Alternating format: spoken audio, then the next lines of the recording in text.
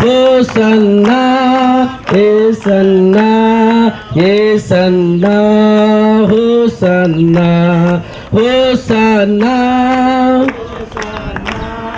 Hosanna యేసన్నా దావీదు తనయ hosanna యూదుల రాజా యేసన్నా దావీదు తనయ హోసన్నా యూదుల రాజా యేసన్నా హోసన్నా యేసన్నా యేసన్నా హోసన్నా హోసన్నా యేసన్నా యేసన్నా హోసన్నా దావీదు తనయ హోసన్నా యూదుల రాజా యేసన్నా హోసన్నా హోసన్నా యేసన్నా యేసన్నా హోసన్నా హోసన్నా యేసన్నా యేసన్నా దావీదు తనయ హోసన్నా యూదుల రాజా యేసన్నా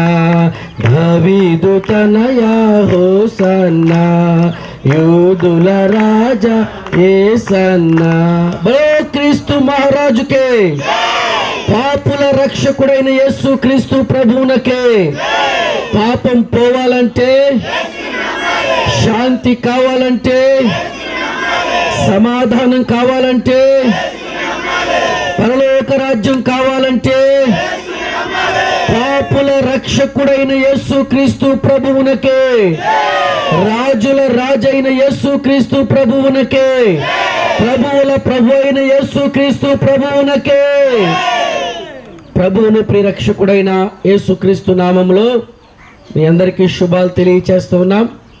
ప్రియులరా, ఈ దినం మట్టల ఆదివారం అంటారు, కొమ్మల ఆదివారం కూడా అని అంటారు, ఫామ్ సండే అని ఇంగ్లీష్లో అంటారు. ఈ దినం యొక్క ప్రాముఖ్యత ఏంటనంటే ప్రభు అయినటువంటి యేసు క్రీస్తు వారు యెరూషలేములోనికి ప్రవేశించుట. అంటే ఇంతకు ముందు ఎప్పుడు ప్రవేశించలేదనంటే ఇంచుమించు యేసుక్రీస్తు ప్రభువారు పుట్టిన తర్వాత ఏటేటా కూడా యెరూషలేము దేవాలయానికి తల్లిదండ్రులు తీసుకుని వెళతా ఉండేవారు. ఆ తర్వాత యేసు ప్రభువారు కూడా ఏటేటా ఆయన దేవుని మందిరమునకు యెరూషలేమునకు వెళ్ళుచూ వచ్చుచూ ఉండేవారు. యూదుల యొక్క ఆచారం ఏంటనంటే కనీసం సంవత్సరంలో యూదులైన ప్రతి వారు కూడా 3 పర్యాయాలు యెరూషలేము పట్టణమునకు వెళ్ళి దేవాలయములోనికి వెళ్ళాలి. ఇది వాళ్ళ ఆచారం. అలాగనే యేసు ప్రభువారు కూడా వెళ్ళుచూ వచ్చుచూ ఉండేవారు. కానీ ఈ దినం యొక్క ప్రాముఖ్యత ఏంటనంటే ఈ దినం ఆయన రాజులకు రాజుగా ప్రభువులకు ప్రభువుగా యెరూషలేము దేవాలయానికి వెళుతూ ఉన్నాడు. శాంతి రాజుగా యేసు ప్రభువారు యెరూషలేము పట్టణానికి ఆయన వెళుచూ ఉన్నారు. ఎందుకు అనంటే ఇది ఆయన చివరి ప్రయాణం. తర్వాత ఇంకా యెరూషలేము వెళ్ళడానికి కానీ రావడానికి కానీ ఇంకా అవకాశం లేదని ప్రభువుకి తెలుసు. ఎందుకనంటే సర్వమానవాళి పాప పరిహారం కొరకై ఆయన అప్పగింపబడుట కొరకు, శ్రమ పొందుట కొరకు, సిలువ వేయబడుట కొరకు తన ప్రాణమును అర్పించి సమాధి చేయబడుట కొరకై ఆయన యెరూషలేమునకు సమీపిస్తూ ఉన్నారు. కనుక ఈ దినము చాలా ప్రాముఖ్యమైనది. ఈ ప్రయాణములో ఆయన తనకు వాహనంగా చేసుకున్నది ఏంటనంటే గాడిదను, దాని యొక్క పిల్లను ఆయన తనకు వాహనంగా చేసుకున్నాడు. గాడిద మీద ప్రయాణం శాంతికి సూచనగా కనబడుతూ ఉంది. గుర్రం మీద ప్రయాణం యుద్ధానికి సూచనగా కనబడతా ఉంది. ఆయన గాడిద మీద ప్రయాణాన్ని చేస్తూ ఉన్నాడు. అనగా ఆయన శాంతి రాజు, సర్వ పాపములకు పరిహారము కలిగించి శాంతిని దయచేయడానికై ఈ రాజు యెరూషలేములోకి ప్రవేశిస్తున్నారు. గనుక ఈ దినము ప్రత్యేకమైనటువంటి దినం. దానిని యావత్ ప్రపంచము జరుపుకుంటా ఉంది. ఈ సమతానగర్ గ్రామంలో CBM మినిస్ట్రీస్ ద్వారా క్రైస్తవ ప్రార్థన దేవాలయ సంఘమైనటువంటి యవన బిడ్డలు పిల్లలందరూ కూడా ఆ దినమును జ్ఞాపకం చేసుకుంటూ ఈ దినాన జయధ్వనులు పలుకుతూ ఈ సమతానగర్ వీధుల్లో ముందుకు కదలడానికి ప్రభు ఎంతగానో సహాయం చేశాడు. సమస్త మహిమ ఘనత ప్రభావములు ప్రభువుకే చెల్లునుగాక. ప్రార్థన చేసుకుందాం. మహోన్నతుడైన తండ్రి, మీకు స్తోత్రాలు.